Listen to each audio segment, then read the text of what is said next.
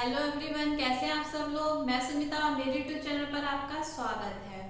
और हमारा टॉपिक चल रहा है सांख्य दर्शन, जो कि यूजीसी नेट एजुकेशन का सेकंड पेपर, जिसकी हम लोग कर रहे हैं तैयारी। और मैंने इसका फर्स्ट वीडियो अपलोड कर दिया था सांख्य दर्शन। अगर आप लोगों ने नहीं देखा हो तो मेरे चैनल पर जाकर देख लीजिएगा, क्योंकि भाई यूजीसी नेट का एजुकेशन का सिलेबस है बहुत सारा, आप लोगों ने देखा ही होगा। तो उसको हम बहुत जल्दी से और अच्छे से अगर कवर करेंगे तो हम अच्छे ही मार्क्स से हम लोग क्लियर भी कर लेंगे। तो कल मैंने बात की थी सांख्य दर्शन पे, आज हम बात करेंगे योग दर्शन में। भाई योग दर्शन किसका है, किसने प्रतिपादित किया था। योग दर्शन का जो अष्टांग योग है, देखिए वीडियो देखिएगा पूरा। फाइनल में मैं आपको बताऊंगी अष्टांग योग के बारे में, जिससे रिलेटेड क्वेश्चन आते हैं। तो ये कि वीडियो में हमारे इसमें क्या है, एजुकेशन में आप देख रहे होंगे टॉपिक कुछ थोड़े से अलग से हैं, सांख्य दर्शन, योग दर्शन, वेदांत। तो ये हमारे कुछ पहले के टाइम के हैं जिनको हमें थोड़ा सा समझना होगा। और आई थिंक हम लोगों की थोड़ी सी इससे हमें नॉलेज भी मिलेगी, क्योंकि इनमें ना काफ़ी चीज़ें अच्छी हैं। जब मैंने इनको पढ़ा ना तो पढ़ने में अच्छा लगा। तो देखिए जैसे कि योग दर्शन है, तो आज हम योग दर्शन के बारे में पढ़ेंगे कि योग क्या है ना, किसने प्रतिपादित किया था, इसके जो है अष्टांग योग कैसे रिलेटेड है, इसके क्या क्या पार्ट्स हैं अष्टांग योग के बारे में। तो भाई देखिए, आपको जब तक पूरा वीडियो नहीं देखेंगे, आधा अधूरा देखेंगे, तो उससे आपको कोई भी फायदा नहीं होगा। अगर आप सच्ची में जो है एजुकेशन की तैयारी कर रहे हो, तो देखिए एजुकेशन सब्जेक्ट से रिलेटेड अगर हम देखेंगे तो देखिए यूपी हमारा जो है इसमें यूजीसी नेट में तो आएगा ही आएगा। पीजीटी एजुकेशन से जो बच्चे फॉर्म डालेंगे, पीजीटी के भी फॉर्म आने वाले हैं, तो उसमें भी हमारे लिए काफ़ी हेल्पफुल रहेगा। तो बात यही है कि अगर हम जो भी टॉपिक पढ़ रहे हैं तो हम उसको बहुत अच्छे से पढ़ें, है ना। तो चलिए आज का टॉपिक हम स्टार्ट करते हैं, योग दर्शन। योग दर्शन क्या है, तो योग दर्शन के प्रवर्तक जो है पतंजलि को माना जाता है, और जिनका ग्रंथ योग सूत्र इस दर्शन का एक मूल है। ठीक है, तो योग सूत्र किसका है, पतंजलि का है, और किस दर्शन का मूल सूत्र है, योग दर्शन का है। ठीक है, योग का शाब्दिक अर्थ होता है मिलन। क्या होता है शाब्दिक अर्थ, मिलन। जैसे कि पतंजलि ने शरीर, इंद्रिय तथा मन, जो पतंजलि ने जो योग दर्शन दिया है उसमें बताया गया है कि शरीर, इंद्रिय तथा मन पर नियंत्रण स्थापित करके पूर्णता प्राप्त करने के लिए आध्यात्मिक प्रयास को योग कहा गया है। मतलब यहाँ पर कहा गया है कि हमें अपनी शरीर, यानी कि जो हमारी शारीरिक क्रियाएं हैं, हमारी जो इंद्रियां हैं, जो कल मैंने आपको बताई थी हमारी 5 इंद्रियां हैं, 5 कर्मेंद्रियां हैं, ये सारी चीजें मैंने कल आपको सांख्य दर्शन में बताया था।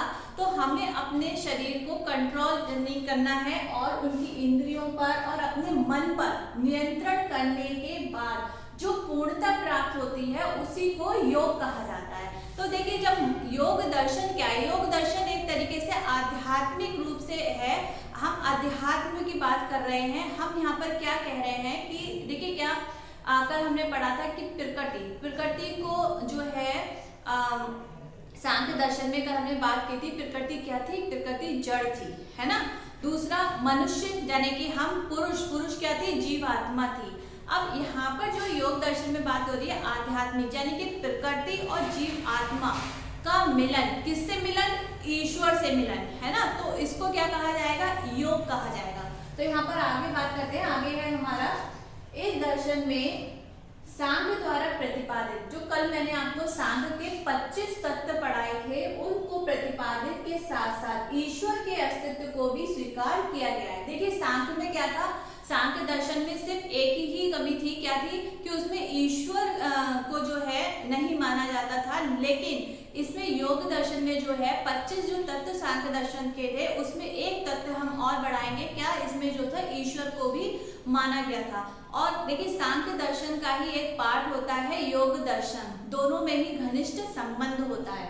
तो यहाँ पर आगे बताया गया है कि ईश्वर के अस्तित्व को भी स्वीकार किया गया है। योग को ईश्वर सांख्य भी कहा जाता है। किसको कहा जाता है, योग को ईश्वर सांख्य भी कहा जाता है। योग सूत्र में चित्तवृत्ति के निरोध को योग कहा गया है। अब यहाँ पर चित्तवृत्ति क्या है, चित्तवृत्ति जैसे कि पहले मैं आपको समझा देती हूँ। चित्तवृत्ति की 5 वृत्तियां पाई जाती है। चित्त का मन आता है, चित्त का मतलब है हमारा मन, यानी कि जो हम ये जो टॉपिक्स है इस तरीके का, इसको अगर हम अपने तरीके से यानी कि अपने ऊपर लेके सोचेंगे, अपने तरीके से सोचेंगे, अपने आइडिया से सोचेंगे, तो हम इसको बहुत अच्छे से समझ जाएंगे। देखिए चित्त का यहाँ पे मतलब है हमारा मन, ठीक है। तो मन की जो वृत्तियां बताई गई हैं वो 5 वृत्तियां बताई गई हैं। हमारे मन की 5 वृत्तियां होती हैं। कौन कौन सी होती है? देखिए सबसे पहला है हमारा प्रमाण, यानी कि सत्य का ज्ञान। प्रमाण किसे कहते हैं? सत्य का ज्ञान। एग्जाम में तो हमें प्रमाण ही लिखकर आएगा, तो प्रमाण का मतलब होता है यहाँ पर सत्य का ज्ञान, ठीक है। दूसरा है आपका विपर्य। विपर्य का मतलब होता है मिथ्या ज्ञान। और फिर है आपका विकल्प। विकल्प मतलब कल्पना। निद्रा तथा स्मृति। निद्रा भी यहाँ पे वो सोने वाली निद्रा की बात नहीं हो रही है, यहाँ पर भी निद्रा जो है एक विकार है, ठीक है। और स्मृति यानी कि हमारी याददाश्त, यानी कि वो वाली याददाश्त नहीं है, इसमें जो पुरानी भूतकाल में जो घटनाएं हमारे साथ घटित हुई हैं और उनको जो हमारे माइंड में, हमारे मन में जो चीजें रहती हैं, ये वो वाली स्मृति है, ठीक है। तो यहाँ पर बताया गया है कि चित्त की 5 वृत्तियां बताई गई हैं, यानी कि हमारे मन में 5 चीजें होती हैं। एक होता है हमारा सत्य का ज्ञान, यानी कि एक हमें ज्ञान होता है जो परमानेंटली होता है कि भाई ये चीज है, ठीक है। दूसरा क्या होता है? मिथ्या ज्ञान। कभी कभी हमें कोई सी चीज ऐसी हो जाती है जिसका हमें ज्ञान तो होता है लेकिन वो गलत होता है, यानी कि एक तरीके का भ्रम। जैसे कि कल मैंने आपको बताया था कि किसी रस्सी को हमने सांप समझ लिया, या फिर किसी चीज को हमने, वो भ्रम पैदा हो गया, हमने ऐसी चीज को हम समझ बैठे थे कि ये ऐसा है, लेकिन वो वैसा सच में नहीं है, एक तरीके का भ्रम। तो वो क्या होता है? वो भी हमारे मन की एक वृत्ति होती है, क्योंकि हम वो मन से ही देखते हैं, मन से ही सोचते हैं, है ना। तो सारा कुछ कहानी तो हमारे मन से ही होती है, तो वो होता है हमारा मिथ्या ज्ञान। फिर हमारी कल्पना। अब हम अपने मन में जो है बहुत सारी कल्पनाएं करते हैं ना। ख्याली पुलाव तो सारे लोग ही पका ही लेते हैं, ठीक है। तो मन में जो है कल्पनाएं आती हैं, ये सब मन की प्रतियां हैं, ये सब हमारे मन के ख्याल हैं जो हम लोग सोचते हैं, ठीक है। फिर है हमारा निद्रा। फिर हमारी स्मृति, यानी कि पुराना हमारा कभी जो कुछ बीत गया हो या घटित हो गया, तो वो सारी चीजें भी हमारे माइंड में, हमारे स्मृति के रूप में हमारे माइंड को बार बार, हमारा माइंड उसमें जाता है, हम याद करते हैं। फॉर एग्जाम्पल हमारे साथ कभी किसी ने गलत किया हो, या फिर हमारे साथ कोई अच्छा किसी ने किया हो, या कुछ ऐसी घटना हमारे साथ घटी हो, तो वो कहीं ना कहीं हमारे मन के एक कोने में होती है, हमारे माइंड में कहीं ना कहीं होती है। तो वो क्या होती है? वो स्मृति होती है, ठीक है। तो यहाँ पर बताया गया है। फिर है आपका प्रमाण, जो हमने बताया था मैंने, प्रमाण यानी कि सत्य ज्ञान। ये भी 3 तरीके का होता है। जो सत्य होता है, यानी कि जो परमानेंटली जो चीज होती है, वो 3 तरीके से बताई गई है। कैसे है? प्रमाण को 3 भेद बताए हैं: प्रत्यक्ष, अनुमान और शब्द। प्रत्यक्ष यानी कि जो हमने आंखों देखा माना हो, या फिर हमने किसी का अनुमान लगाया हो, या फिर शब्दों के रूप में। ये प्रमाण जो है 3 प्रकार के बताए गए हैं। अब देखिए योग दर्शन में जो था, ये तो था मन की बात, यानी कि चित्त। इसका वर्ड को याद रखिएगा, चित्त, यानी कि यहाँ पे हमारे मन की बात हो रही है, ठीक। फिर है हमारा नेक्स्ट है हमारा, जब हमारे मन की बात हुई तो फिर क्या होता है? व्यक्ति जब मन से सोच रहा है, कुछ चीजें ऐसी सोच रहा है, तो जब हम संसार में रह रहे होते हैं तो हमारे भाई दुख भी होते हैं। तो यहाँ पर जो योग दर्शन में जो है, दुख को भी 5 तरीके का बताया गया है, ठीक है। कौन कौन सा दुख के 5 प्रकार बताए गए हैं? पहला अविद्या, अहंकार, राग को कहते हैं आसक्ति, द्वेष यानी कि ईर्ष्या, तथा अभिनिवेश। अभिनिवेश का मतलब होता है मृत्यु का भय। अब देखिए दुख क्या होता है? जब व्यक्ति रह रहा होता है तो भाई दुखी होने के हमारे लोगों के क्या कारण होते हैं? तो योग दर्शन में किसी भी व्यक्ति के दुखी होने के 5 कारण बताए गए। सबसे पहला अविद्या। अविद्या का मतलब उसको जो है किसी चीज का ज्ञान नहीं होना, ठीक है। जब हमें किसी चीज का ज्ञान नहीं होता है तो कहीं ना कहीं हम क्या होते हैं? तो हम अशिक्षित होते हैं, तो हम दुखी रहते हैं, क्योंकि हमें उस चीज के बारे में नहीं पता। दूसरा क्या होता है? अहंकार। कभी कभी व्यक्ति बहुत ज्यादा इंटेलिजेंट होता है भाई, लेकिन वो जरूरत से ज्यादा अपने आप को समझने लगता है, या फिर किसी चीज का हमें अहंकार हो जाता है।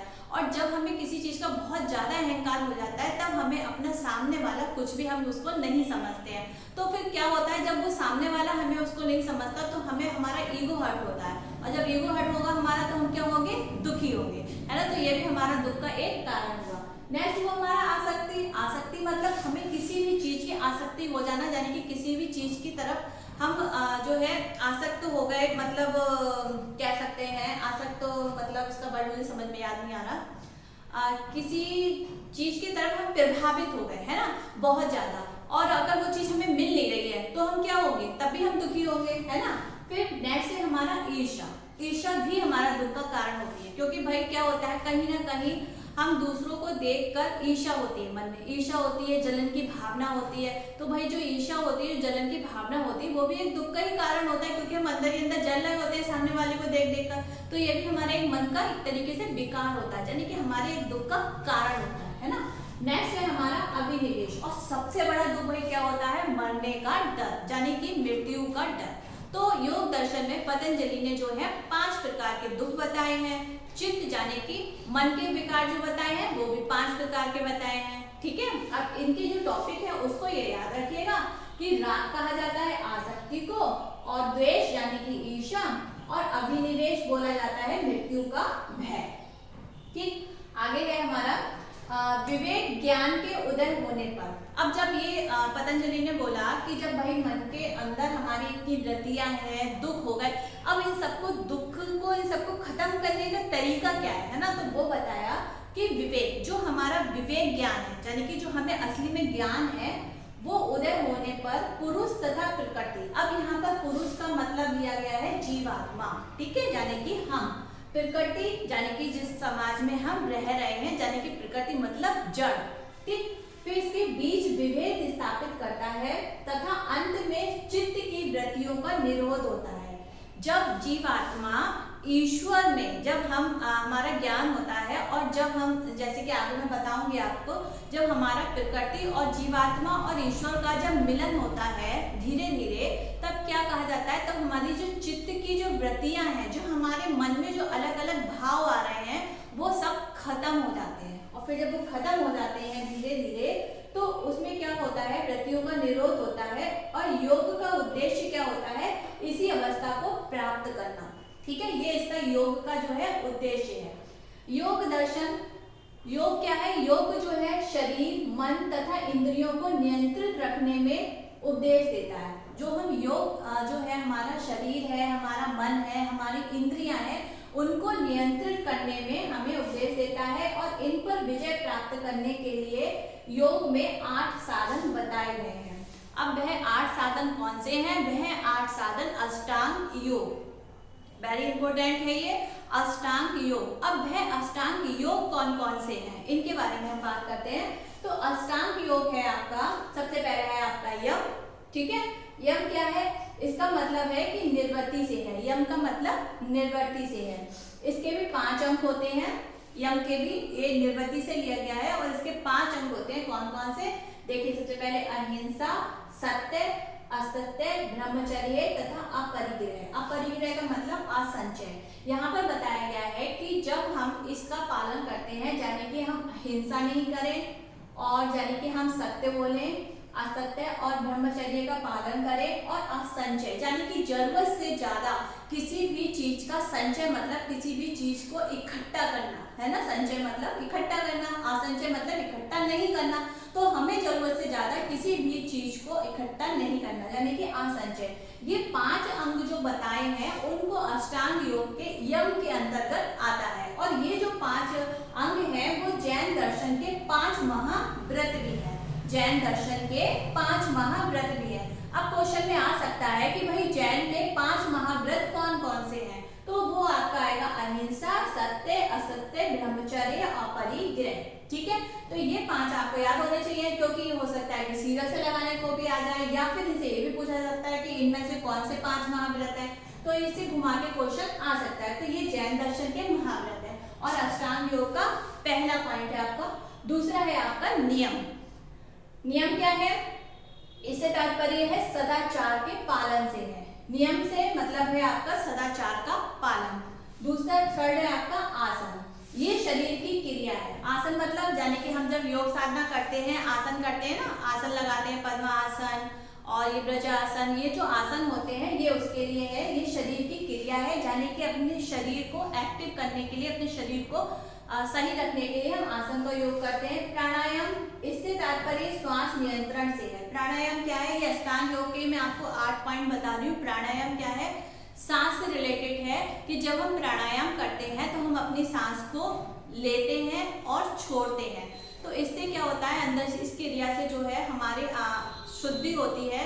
देखिए आसन से क्या हम अपने शरीर की क्रिया करते हैं और प्राणायाम से क्या है हम अपने सांस को नियंत्रण करते हैं, यानी कि अंदर से सांस नियंत्रण होती है। प्रत्याहार क्या है? प्रत्याहार है इंद्रियों पर नियंत्रण रखकर उन्हें अपने वश में करना। प्रत्याहार का मतलब जब हम देखिए प्राणायाम कर रहे हैं, योग कर रहे हैं, तो जब हम इस साधना में, ये अध्यात्म रूप से है, मैं भी हो सकता है कुछ लोगों को ये चीज समझ में नहीं आ रही हो, तो इनको देखिए आप ऐसे सोचिए कि आपने आसन किया, आपने प्राणायाम किया, ये तो आप जानते ही हो है ना। प्रत्याहार मतलब हमें अपनी इंद्रियों को कंट्रोल में करना, यानी कि सबसे मेन चीज क्या होती है, हमें अपने मन को कंट्रोल में करना, क्योंकि सबसे ज्यादा हमारा जो मन होता है वो हमें इधर से उधर भटकाता है। तो मेन पॉइंट जो हमारे इंद्रियों को होता है, 5 इंद्रियां बताई हैं, उनको अगर हम कंट्रोल करते हैं तो वो हमारा प्रत्याहार के अंतर्गत आता है, यानी कि उनको वश में करना। नेक्स्ट है हमारा धारणा। धारणा क्या है? मन को किसी अविष्ट वस्तु पर केंद्रित करने को धारणा कहते हैं। जैसे कि मान लीजिए हमने कोई भी चीज को, किसी भी चीज पे नियंत्रण करने के लिए हमने अपने मन में किसी चीज को धारण किया। इसके बाद का पॉइंट आता है ध्यान। ध्यान जो है धारणा के बाद की अवस्था होती है। देखिए धारणा क्या, मान लीजिए आपने देखा ये पेन है मेरे हाथ में, तो मैं इस पेन को ऐसे है और मैं इसको बहुत ध्यान से देखे जा रही हूँ, या फिर बहुत से लोग कहते हैं ना सूर्य भगवान है या फिर दीपक है या फिर कोई भगवान की मूर्ति है, तो उसको हम एक टकटकी लगाकर उसको देखते जा रहे हैं और उसको जो है हम अपने मन में धारण कर रहे हैं। और जब हम उसको धारण करते जाते हैं तो हम अपनी आंखें यूं बंद कर लेते हैं, और जब हम अपनी आंखें बंद करते हैं तो उस अवस्था में हम जाते हैं ध्यान की अवस्था में। तो धारणा के बाद की अवस्था क्या होती है?